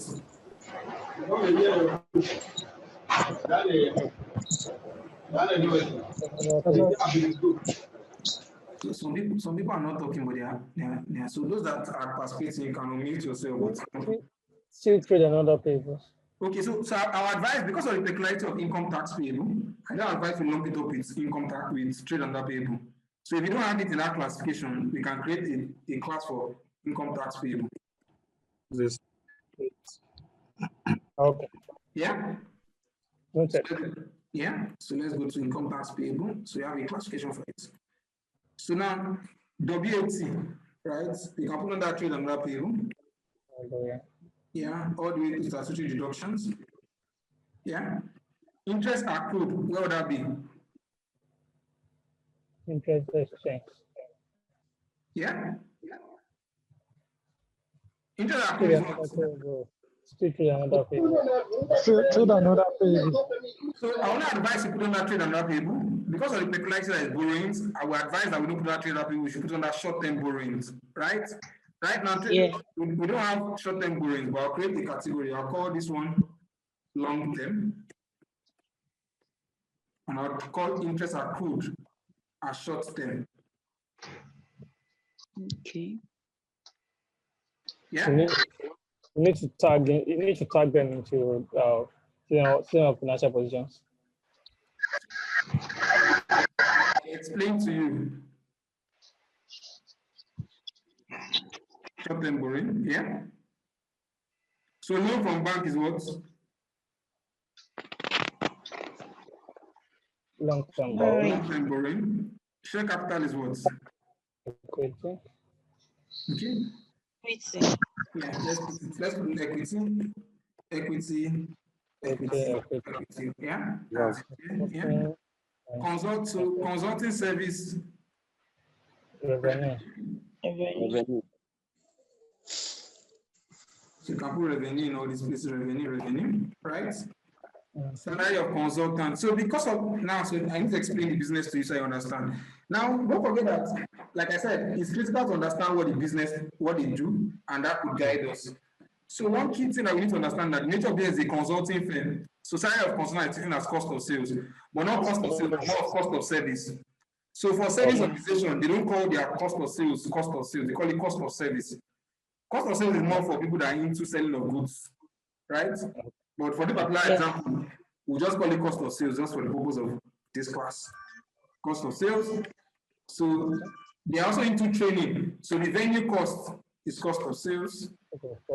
Yeah, the drinks that they supply during the cost of training is cost of sales.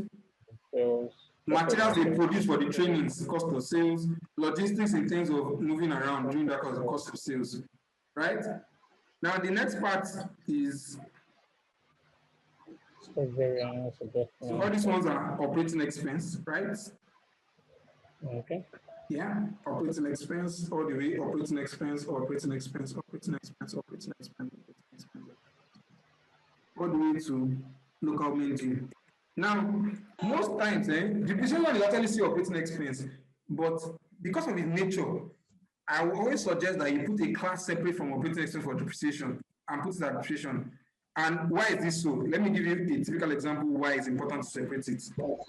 Now, at times, depending on the end user of your report, if you lump it with operating expense, if it's a business that is actually interested in knowing what your EBITDA is, if you lump it with operating expense, automatically the person cannot see what EBITDA is on the face of the financial statements clearly. Okay. Right? So the person cannot see what exactly. Give me 2 minutes, please, or 1 minute. Let me quickly answer a call.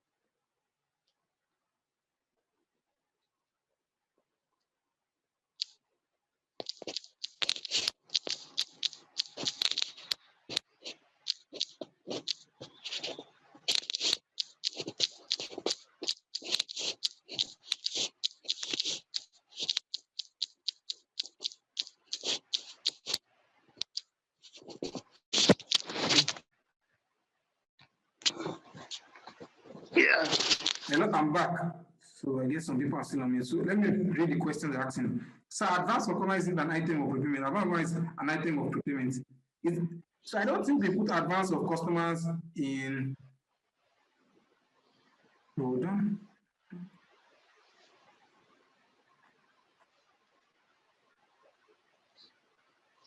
Advance of Kenina is a liability there. Yes, I don't think they put it under. See now, advance from customer.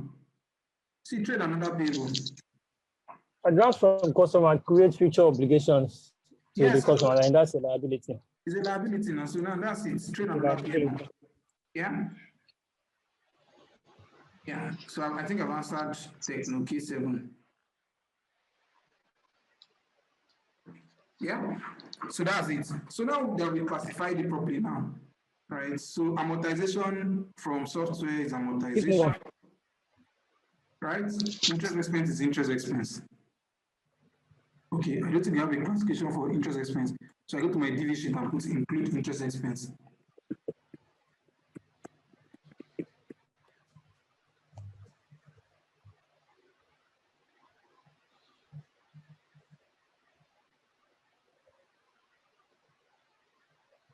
Income tax is income tax expense. Yeah, income tax expense.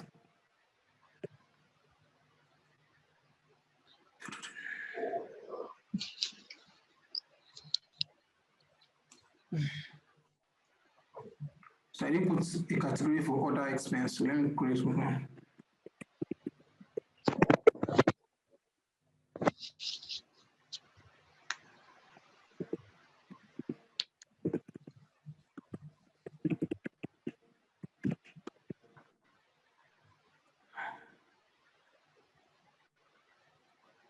Yeah, so that's it, right? And that's everything. I'm lost for the clarification. Jide, can you speak up? You said I'm lost for the clarification. Hello, hello, hello. Can you hear me? Yeah, I can hear you. Is that Jide? Yes, I was lost when you start classifying. As in, my network was done, and I tried to log in back, but you are almost done for the classification. Okay, so basically what I said is that one thing I first mentioned was that for classification of your trial balance, there are two things involved.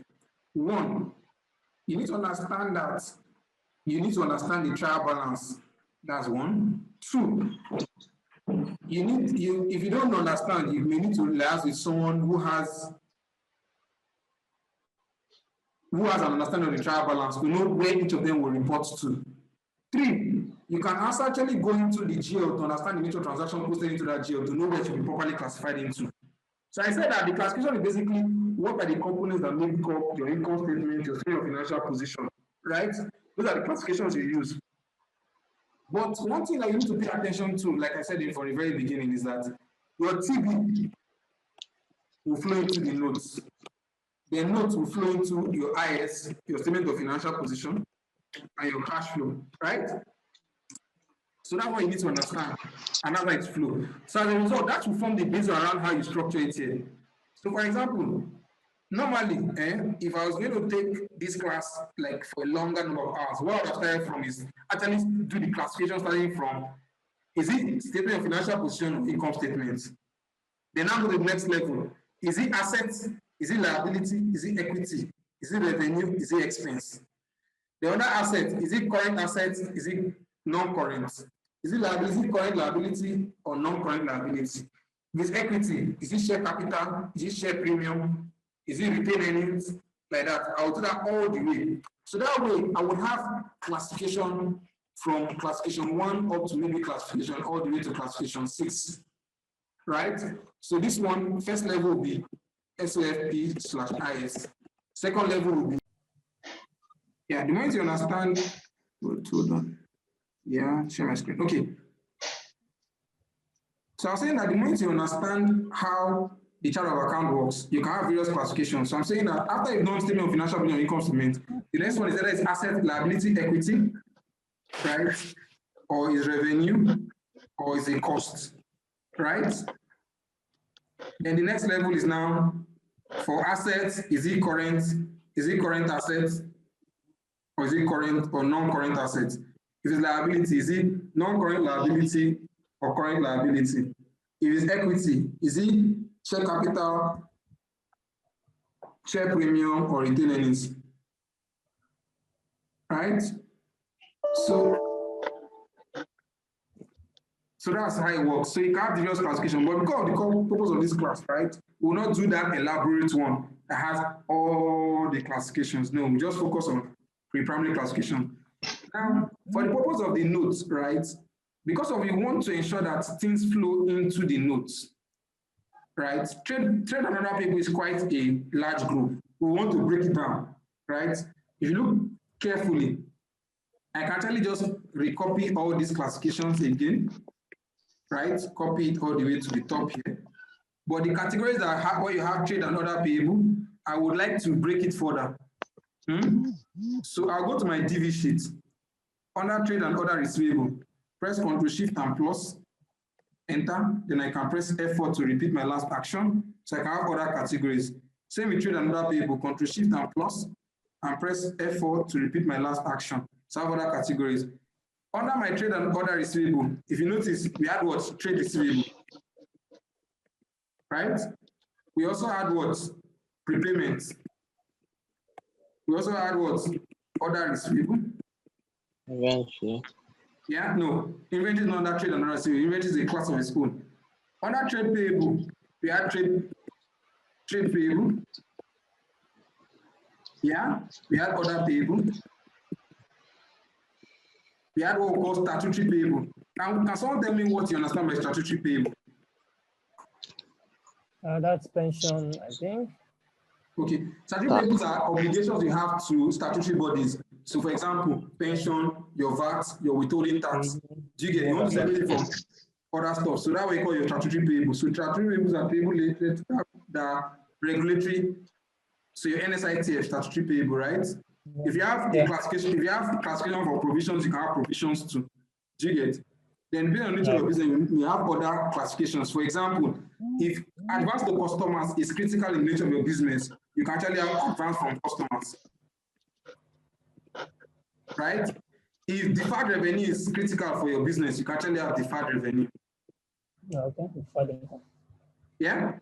So depending on the nature of your business, you can actually have other classifications that may suit your business. So now let's go back to our trial balance, right? Under trade and other receivable, we don't want to just show trade and other receivable, we want to put classifications based on that. So for example, we want to have, if it's receivable, let's have it as receivable. Yeah? Allowance for doubtful debts under trade and other receivable. Prepayment is prepayment. So let's just choose payment. Yeah? Other receivable is other receivable. Yeah? Yeah, these other two are also other receivables, and we have that, and we are done with that part. Same with trade and other payable. We can have classifications for them, broken down into smaller categories. So you have trade payable. Yeah, we have other payable. Yeah, some companies want to see the intercompany payable. So let's create intercompany payable as a classification. So let's go here and put intercompany payable and go to our TB and put other payable.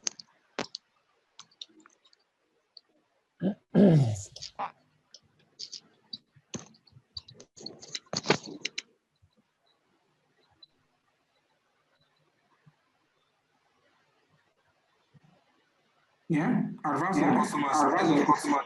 Let's look at that table. Let's look at that table. Wow. My voice is echoing. My voice is echoing. Someone is having it. Someone is having it. And just mute everybody. And just mute everybody. Okay. So now that we have all these classifications, right? So let's not kill ourselves, right? We've gone far today. The next class will be focused on preparing the notes and preparing the income statement and statement of financial position. That's our next class, right? But I would like to recap the entire class. So if you have any specific questions, you can ask. So the Telegram group, I will share, for those asking for the Telegram group, let me give you the link to the platform.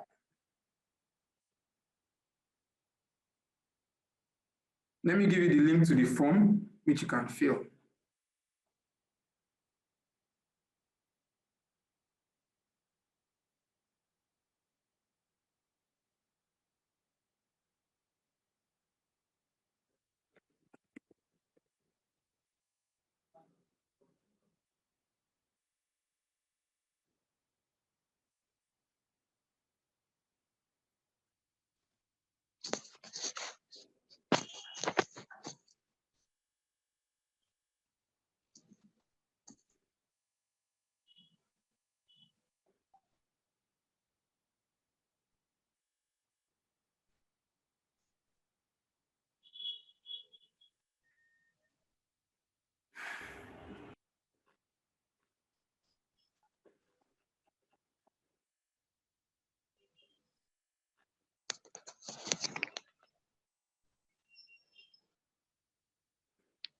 So, okay. So I'm sending the Telegram group. That's the form you need to fill to join the Telegram group. So by the time you fill it, someone will add you to the group, right? So just anybody that is interested in joining the Telegram group, right? So that's it. So I was saying that. So right now there's no WhatsApp group at the moment. Maybe they may in future class they may create one, but for now no WhatsApp group. So what I was saying in essence now is that I've come to the end of today's session. I don't know if anybody has any specific question based on what has been taught today. Like I said, it would be nice that everybody tries to do a recap of what has been taught against next week, because next week is where we now actually prepare the management account based on what we've learned so far. So does anyone have any specific question based on what has been taught today? Okay, number one, sorry, what time next week? Okay, same time, 2 to 4 on Saturday. Then Sunday will be the final class where we now. Okay, number two, is it possible for you to quickly run through VLOOKUP through? Okay. Now. Okay, no problem. Thank you. So let me go back to my folder.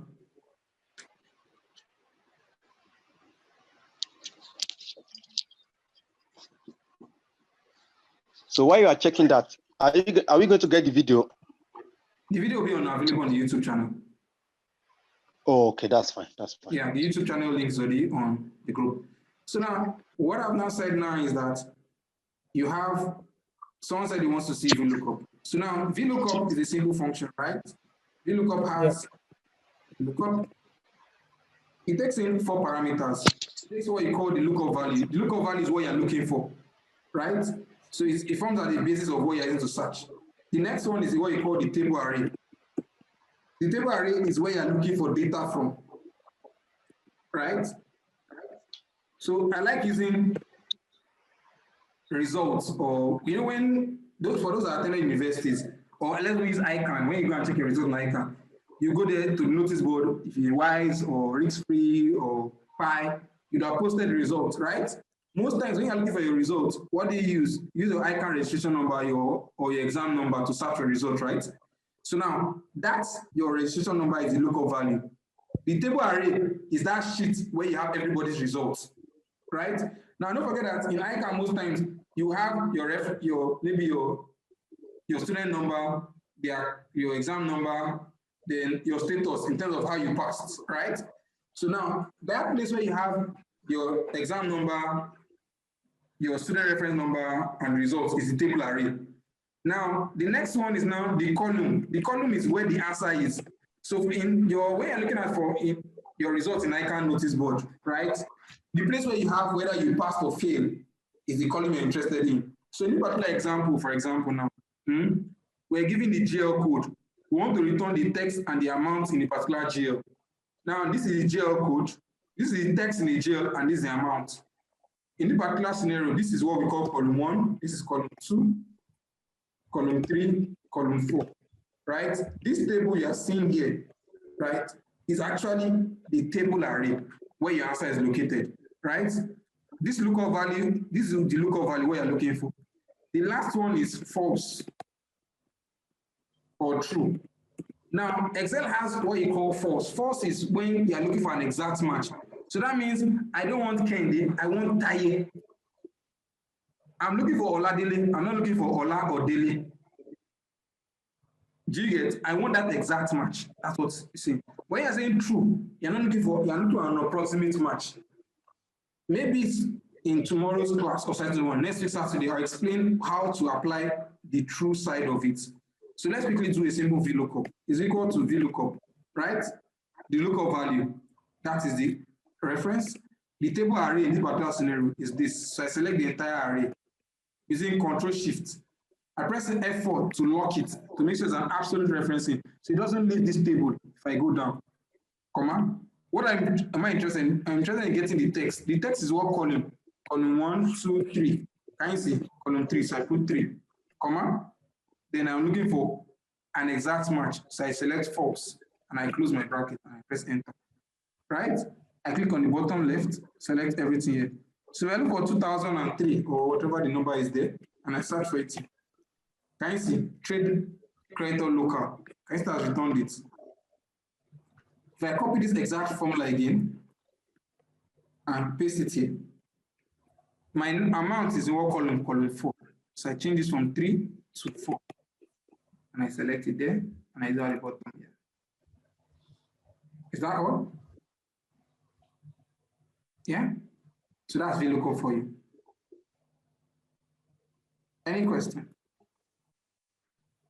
Yeah, thank you. It's beautiful. I'll wait for when you take us through the true other side, the true side of it. All right, no problem. That's fine. Thank you. You're welcome. Any other question?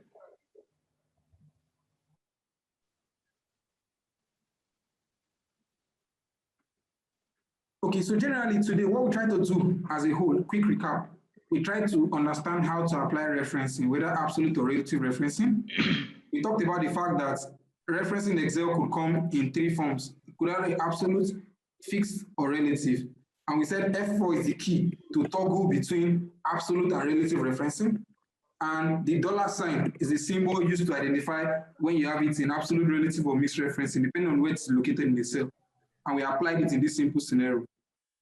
Now we made use of date function. We had some dates and we tried to extract the year, the month, and the end of month based on these dates. And we talked about year being the function called year, and just said to put the date. We said month is just simply month and put the date function. And we said end of month is date with that will return the last date in a particular month. Depending on what we hope to achieve, is the end of month of the following month, we put a 1. Is the end of month of 2 months after, we put a 2. And we did that for this. We now also did a simple function that will help us return the number of months or the number of days between 2 dates. Someone's asking a question. Yeah? And we just said, oh, the number of days between it, or the number of months between 2 dates, and we use dated if. And we say dated if takes 3 arguments: start date, end date, and month. Right? We also talked about data validation. Data validation in which, whereby we have a range of data and we want to create a drop-down list, which you use there. And you could get that from data and click here and click data validation, and we see data validation list. So you have list and data validation, right? We also talked about SUMIFS. Talked about SUMIFS from the perspective of that you want to sum a range of data based on the particular condition, right? And we said there are 3 arguments. We talked about the fact that if you want to sell your house help to the market, she would need at least the money, the list of items to buy, and in certain scenarios, who to meet in the market where you want to buy it from, right? So we said that's how a function works. And the 3 parameters required to perform any function next in SUMIFS is sum range, criteria range, and criteria. Sum range is the data we want to sum together. Criteria range is the condition we need to check, right? And criteria is what we need to check exactly. So in particular scenario, we want to check where exactly do you have property line equipment. That we need to add all the values that are property line equipment to add them together to get the sum here. And that's what we did. We did that for across all the categories here.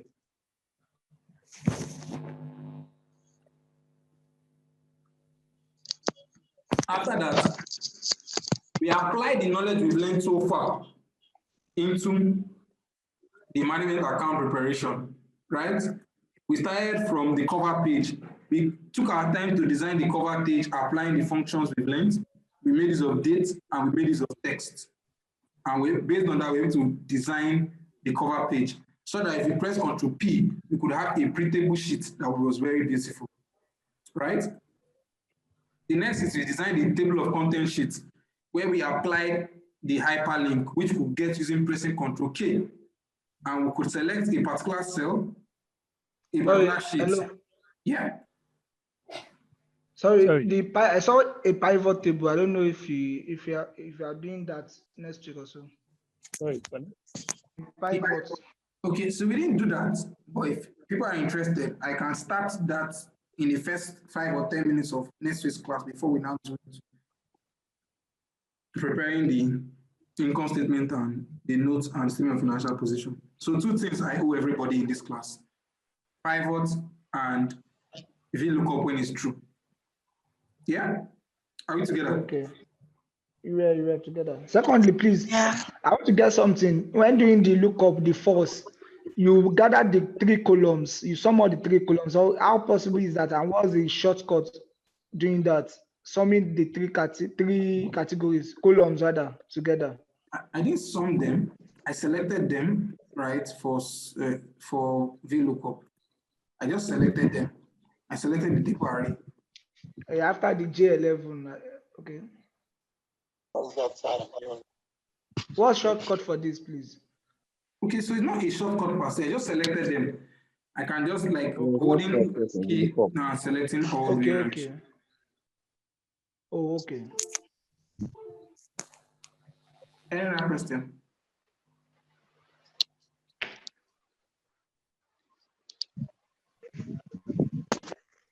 No question. All right. Okay, so based on that, so we use hyperlink to create a link between the table of contents sheet and the primary statement. So if I click on this now, it takes me to the income statement sheet. If I click on cash flow, it takes me to the cash flow sheet, right? And I said that was created using Ctrl K, and I can link it to the whatever sheet I'm interested in, right? The last thing which we did, which I told you is the backbone of the whole thing, is the mapping of the trial balance into various classifications that fits into the financial statement, which is what I did here, right? So we took our time to map the trial balance and show how they're all linked into the primary statement.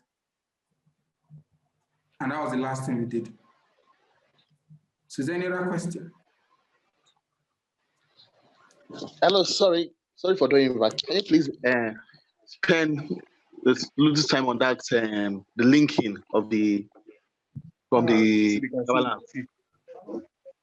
So when you say linking, what do you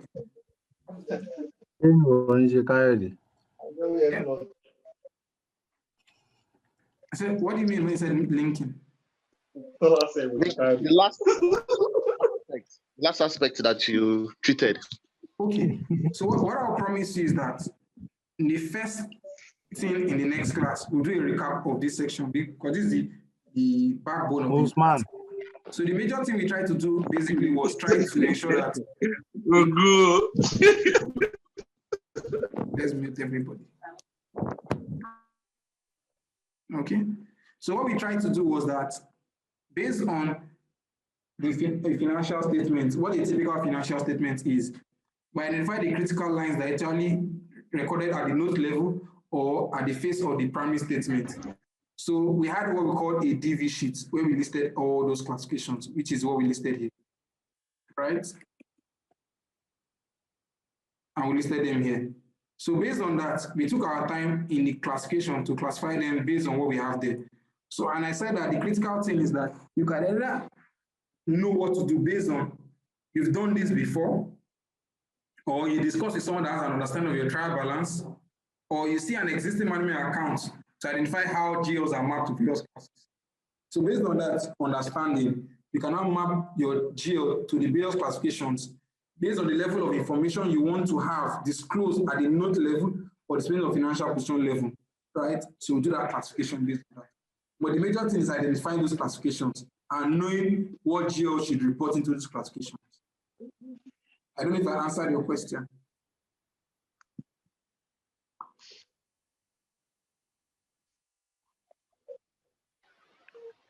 Can go ahead, please. Okay. But if you feel that I've not answered it, you can call me. I'll drop my number, right? Okay. Yeah. Okay, that'll be fine. So, okay, let me see. This is my number.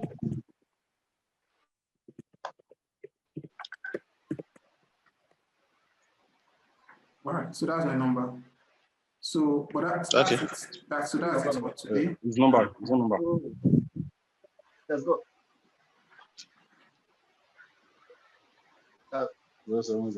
So that brings the end of today's class. So hopefully we get to see each other next week Thursday, same time 2 to 4, and we can walk through this again.